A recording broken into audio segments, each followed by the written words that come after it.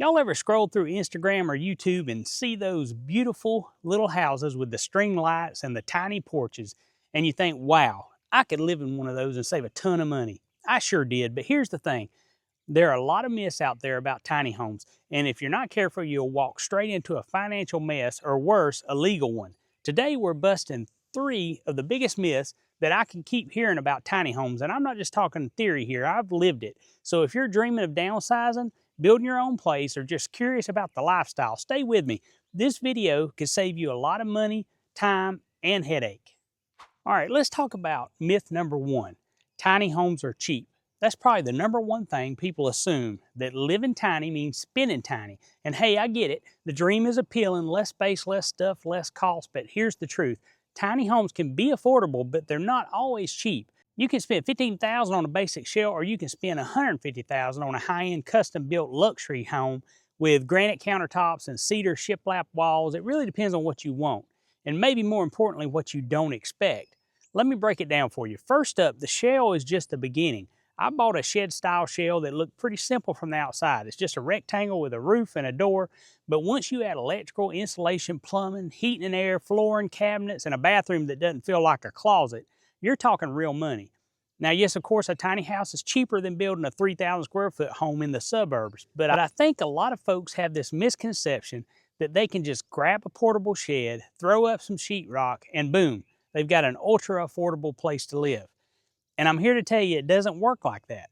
I just don't want someone to think that just because they can swing the rent-to-own payment on a shed that they can afford to finish one out.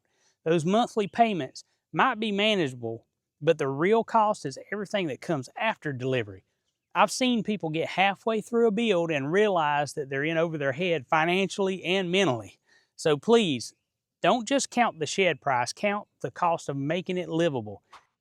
Now let's talk about land. We were incredibly blessed to already have family land to build on. That single factor took a huge weight off our shoulders, but I'll be honest, land can be one of the biggest limiters in this entire process. If you don't already have a place to put your tiny home, finding the right piece of land can be a real challenge, and in some parts of the country, the land costs more than the house itself. Not to mention the extra costs that come with raw land. Building driveways, clearing the trees, getting your septic system and your water put in. These are not optional expenses. They're the hidden costs that catch people by surprise. That's why inside my private community, PawPaw's Porch, I'm going to be hosting a challenge soon that'll help members find land that actually works for a tiny home or a shed conversion. I want to walk folks step by step through how to search for land, what to avoid, and how to know if a piece of land is worth the investment. If that sounds like something you'd benefit from, you can check it out at askpawpaw.com/porch. We'd love to have you there. So the last piece of the puzzle, utilities. Whether you're going on-grid or off-grid, you're going to spend some money. On-grid means electrical hookup fees, water taps, and possibly meter installations. Off-grid means batteries, solar panels, inverters, and let me tell you, that ain't cheap either. I've seen folks buy a $20,000 tiny home thinking they got a steal and then turn around and spend another $20,000 just getting it livable. So here's the bottom line. Tiny homes can absolutely be more affordable. They can help you live simpler and they can cut back on wasteful spending, but you've got to plan for the full picture, not just the cute exterior and the Pinterest vibes. This is about building a home, not just a project. Here's another big one. Tiny homes don't need permits. I wish that were true, but unless you're parking a camper in Uncle Billy's backyard, you're going to run into rules. Local governments don't just look at how big your house is. They care about what it's built on, where it sits, and how it connects to utilities. Let's go over some common realities. Number 1 is zoning laws. These vary by county, by the city, sometimes even by the neighborhood. Some areas allow tiny homes on wheels, others don't. Some require a minimum square footage. Number 2 is building codes. If you're converting a shed like I did, you'll need to think about the ceiling height, fire egress, insulation, stairs, plumbing, the traps on your plumbing, and everything. Number 3 is utilities. Do you want to plug into the grid? Some counties will require an occupancy permit. Others won't let you connect without licensed contractors. In my area, I'm lucky. I own the property and I was allowed to do my own electrical work under a homeowner exemption. But that's not true everywhere. I always tell folks before you buy anything, call your county planning and zoning office and ask them 2 questions. 1, can I live in a shed or a tiny home on my land? And what permits or inspections are required to be legal? It ain't fun, but it's better than buying a shell that you can't live in. Now, once people get past the costs and they understand the permits, there's another myth that always comes up, especially from folks who've never stepped foot in a tiny home. Aren't they just too cramped to live in? They picture sleeping in a closet, ducking under lofts, and living on top of each other. But the truth is, it's not about how much space you have, it's about how you use it. Let me show you how small can actually feel spacious. All right, let's wrap this up with myth number 3. Tiny homes are too cramped to live in. Now listen, I get why people say this.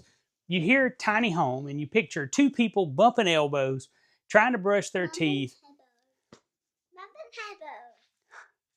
You gotta be quiet. Now listen, I get why people say this. You hear tiny home and you picture 2 people bumping elbows trying to brush their teeth, sleeping in a loft that you can't even sit up in, or squeezing around each other just to make a sandwich. But I'm here to tell you, it doesn't have to feel like a storage closet. When I designed our tiny home, I knew one thing for sure. I didn't want to feel boxed in. And you know what? You can absolutely make a small space feel open, livable, and even comfortable. Let me show you how we made that happen. First, vertical space. One of the best things we did was keep our ceilings tall. Even in a smaller footprint, a higher ceiling adds breathing room. It's a simple trick that makes your home feel bigger.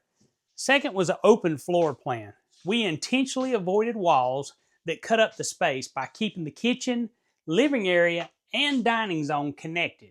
We didn't just save square footage, we gave ourselves sight lines so you don't feel closed in when you can see across the whole space. And third is light and color. We used lighter colors on the walls and brought in as much natural light as we could. Big windows, soft tone, it all helps the space feel more airy instead of heavy. Even on cloudy days, it never feels dark in here. And fourth is smart storage. This one's huge. We've got storage above the lofts, we got storage under the bed. We built for our lifestyle, not just our furniture. Because listen, tiny living doesn't mean you have to live without what matters. It just means you have to be intentional about how you use your space. We kept only what we use and love and what we found a place for. We live in about 600 square feet, and honestly, it feels just right. In fact, I've been in 3,000 square foot homes that felt way more cramped than ours. Why? Because they were packed to the ceiling with furniture, decor, and stuff nobody actually used. All that square footage doesn't mean anything if your space isn't functional. Here's the truth, small doesn't mean uncomfortable. Small doesn't mean cluttered, and it definitely doesn't mean less freedom. Living tiny forces you to prioritize what matters, and when your space reflects your lifestyle instead of just your possessions, it feels like home and a whole lot more peaceful than a big house full of stuff and stress. So let's recap these myths real quick. Myth number 1 is tiny homes aren't always cheap. There are hidden costs that folks don't talk about. Myth number 2 is you can't skip the red tape. Permits and zoning matter, and they can make or break your project. And myth number 3 is tiny doesn't mean cramped. With smart design and some creativity, a small space can actually feel more open and peaceful than a full-sized house. Listen, if you're serious about tiny living, do your homework. Don't rush the process, ask questions, tour builds, talk to people who've done it, and be honest with yourself about what you really want from this lifestyle.